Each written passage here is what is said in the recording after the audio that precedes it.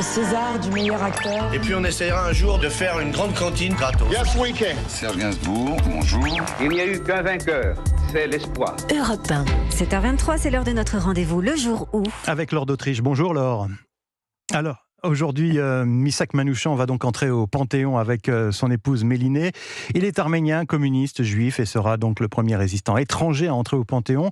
Pendant la Seconde Guerre mondiale, il était le chef d'un groupe de résistants qui porte son nom, donc le groupe Manouchian, et qui a été traqué par les nazis. Oui, Missak Manouchian s'est engagé dans l'armée française dès 1939. Il redemande la nationalité française dès 40 et ensuite il passe à l'action. Il va résister pendant 3 ans à Paris et en région parisienne, empêcher que les Allemands se sentent chez eux.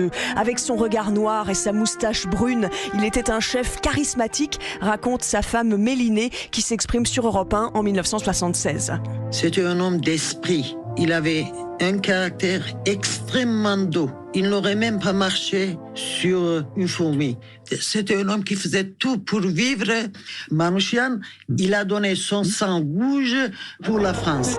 Manouchian, c'est le symbole d'une résistance héroïque qui n'a jamais fléchi. Le poète arménien qu'il est arrêté, mis en prison avec 22 camarades, polonais, italiens, hongrois, puis jugé à Paris en 1944 sous les lustres et les croix gammées. Le régime de Vichy et les nazis conçoivent alors une affiche, l'affiche rouge, avec leur nom et leur visage placardés dans toute la France. Mais au lieu de les dénigrer, cette affiche, en montrant leurs photos, donne à ces résistants plus d'humanité encore. Manouchian a en fait été dénoncé par un membre de son groupe, explique sa femme sur Europe 1.